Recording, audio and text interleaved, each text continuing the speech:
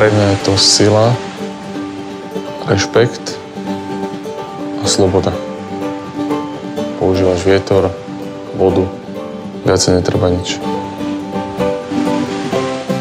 Celý náš kiteboardingový príbeh sa začal v skorých 90. rokoch, keď kiteboarding ako šport v podstate ešte vôbec neexistoval.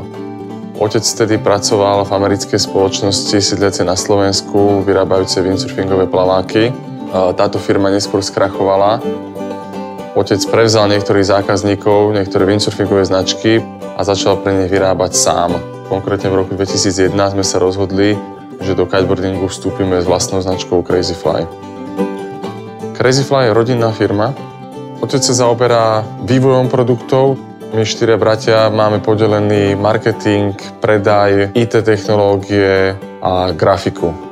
Veľkú časť toho marketingu tvoria tie produkty samotné, ktoré akoby hovoria svojou rečou o svojich vlastnostiach, o svojej kvalite. A čím viac ich je po svete a čím viac ich je vidieť na tých plážach, tak tým populárnejšie sa to stáva a ten dopyt potom niekedy prichádza aj sám. V porovnaní s inými kiteboardingovými značkami, kvalitou produktov a servisom, prístupom patríme takmer na špicu.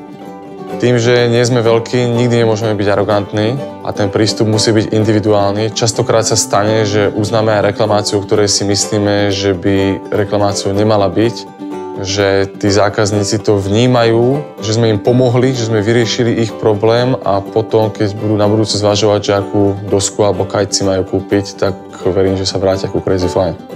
Ako firma máme O2, pretože sa k nás správajú tak, ako sa správame my k našim zákazníkom. Jednoducho zhrnuté, ich prístup je zrozumiteľný, férový a otvorený.